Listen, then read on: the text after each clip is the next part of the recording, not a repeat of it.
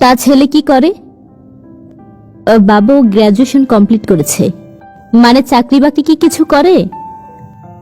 না বাবা, চাকরিটা এখনো পায়নি। তোমাকে খাওয়াবে কি? ছেলে তো নিজেই বাপের পয়সায় চলে। আমার রিজিকের দায়িত্ব না তোমার না আমার স্বামীর বাবা। যিনি আমায় দুনিয়ায় পাঠিয়েছেন তিনি তার ব্যবস্থা করে রেখেছেন। যতটা সহজ তুমি ভাবো ততটা সহজ নয়। একটা বেকার ছেলের হাতে তোমায় আমি তুলে দিতে পারি না। তোমার মেয়েও তো বেকার বাবা। মেয়েরা বেকার হয় না। কেন হয় না বাবা? বিয়ের পর ওর ঘরটা আমাদের ঘর হয়ে যাবে, ওর পরিবারটা আমাদের পরিবার হয়ে যাবে। আল্লাহ কোনো সন্তান দিলে আমাদের সন্তান হবে, ওর কোনো সম্পত্তি হলে আমাদের সম্পত্তি। তাহলে ওর বেকারত্ব কেন আমাদের বেকারত্ব নয় বাবা?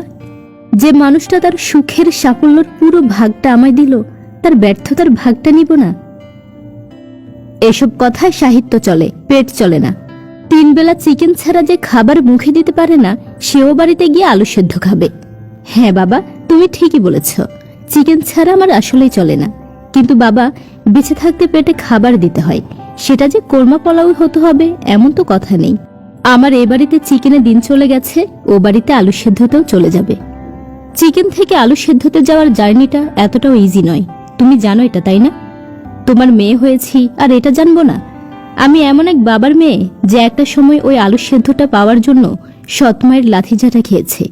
সেই বাবার মেয়ের পেটে আলু সেদ্ধ কেন হজম হবে না বাবা? তোমার বাবার কিন্তু এখন আলু সেদ্ধ খেতে হয় না। এক্স্যাক্টলি। পাভেলকে একদিন তোমারই মতো আলু সেদ্ধ খেতে হবে না, ও একদিন তোমার মতো পোলাও কোরমা খাবে। কিন্তু ততদিনে তুমি অপেক্ষা না করলেও আমাকে যে করতেই হবে বাবা। ভালো যখন একবার বেসেছি, অপেক্ষা তো করতেই হবে। তবে আশা করছি অপেক্ষাটা মধুরই হবে। দেখতে দেখতে কেটে যাবে সময়। কিন্তু যার সবকিছুতে আমি রাজত্ব করে বেড়াচ্ছি, যার সুখ দুঃখ আনন্দ বেদনার কারণ হয়ে আছি, তাকে নিঃস্ব করে আমি কোনো বিসিএস ক্যাডারের গলায় ঝুলে পড়তে পারবো না। আমায় তুমি ক্ষমা করো বাবা। আমার ভালোবাসা আমি তোমার টাকার দাঁড়িপাল্লায় মেপে অপমান করতে পারবো না। তোমার এই সম্পর্কে যাওয়ার আগে একবার ভাবা উচিত ছিল না যে এই সম্পর্ক তোমার বাবা মেনে নিবে না?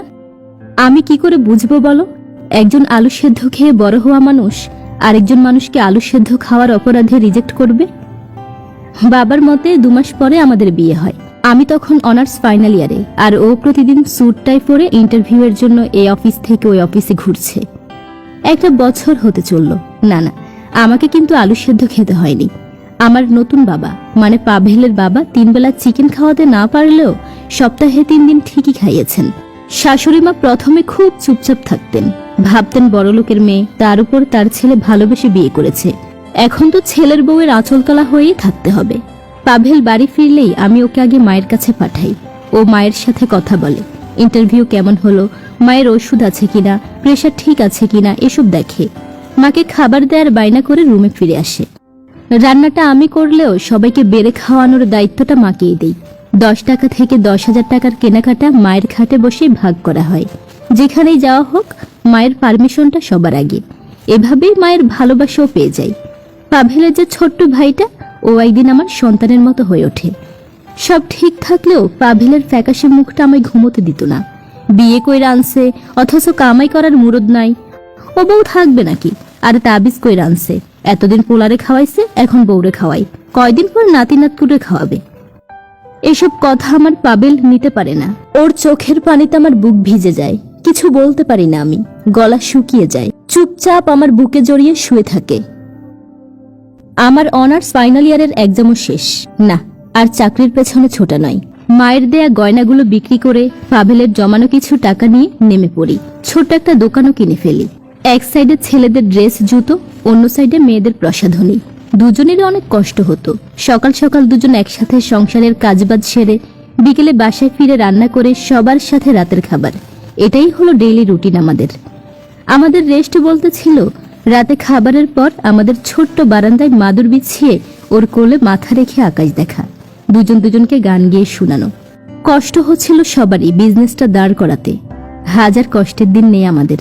সারা দেশেই আমাদের ব্রাঞ্চ, কত শত আউটলেট, বাবা মা দেবর যা, আর আমাদের ছোট্ট সোনামণিকে নিয়ে আমাদের সুখের সংসার। আমার সেই আলু সেদ্ধ খাওয়া বেকার প্রেমিক আজ কত শত আলু সেদ্ধ খাওয়া প্রেমিকদের কর্মসংস্থান দিচ্ছে। তাই আলু সেদ্ধ আজও আমার পছন্দের খাবার।